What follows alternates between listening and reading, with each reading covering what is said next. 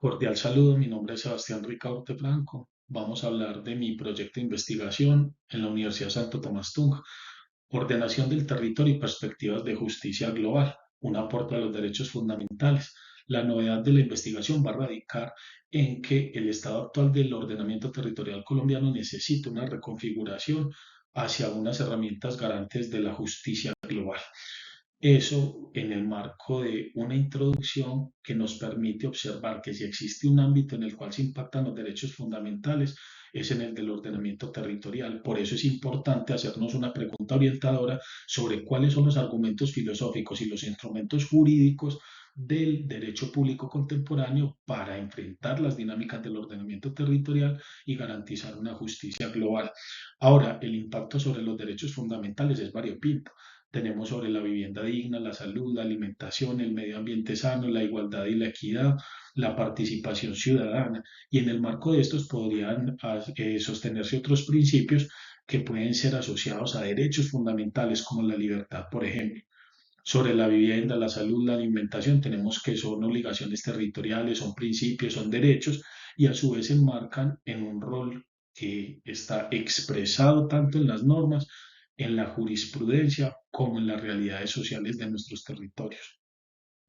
¿Cuáles son los antecedentes de la investigación? Los antecedentes los quisimos enfocar asociados a la justicia en el ordenamiento territorial, el ordenamiento territorial como institución propia del derecho y la apropiación social de las normas. ¿Por qué? Porque vemos que las investigaciones son más desde un concepto espacial que legal, más cartográfico y urbanista que desde el punto de vista de la regulación jurídica, el ordenamiento territorial. Y en la apropiación como institución observamos de que se ha concebido de cierta manera una institución en diferentes regímenes que impactan el ordenamiento territorial, como la gestión del riesgo, los residuos, los servicios públicos domiciliarios, el orden público, la educación, la alimentación, entre otros. No obstante, no hay una identidad propia del ordenamiento territorial respecto desde el punto de vista jurídico. Y la apropiación social de las normas es porque se observa justo una anomia o desarrollos subnormales o anormales que van a presentar en la ordenación del territorio y van a impactar de manera negativa. Ahora, hay otros referentes teóricos. Encontramos algunos recientes que son asociados a cómo debemos repensar los movimientos socioterritoriales de Peter Michael Rosset y Cindy Ule. También cuáles son los principios de una justicia para planificar el suelo de Hassem y Axfin Sahadi. Y encontramos otros de una apropiación para reescribir los derechos de James Huckberry y Sarah Nuckey.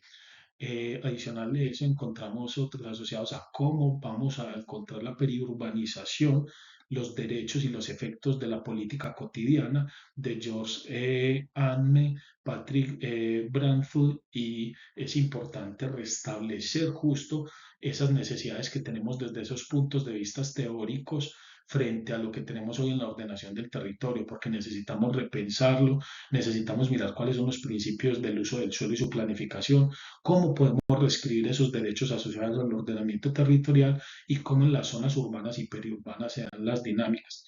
Existen otros referentes teóricos un poco más fuertes que son, por ejemplo, la teoría de la justicia de John Rawls, la teoría de la institucionalidad de Maurice Orion, el concepto de institución de Helmut Selsky, la teoría del contrato social de Rousseau.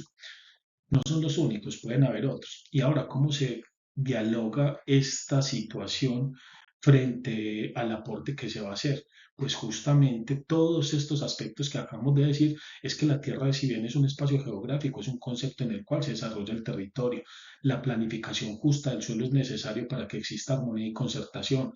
La ampliación del carácter protector de los derechos y la apropiación de la legitimidad sustantiva para el origen de los derechos es fundamental para mirar los elementos epistemológicos y necesarios para lograr esa cohesión territorial, política y social.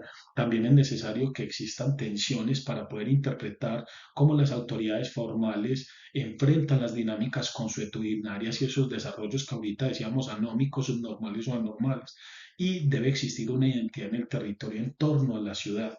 Por eso es importante repensar y reconfigurar el ordenamiento territorial. Por eso la naturaleza siempre vela por la preservación del universo y es entonces allí donde Robert Boyle nos da unas pautas para iniciar con esta célebre frase la investigación. Muchas gracias.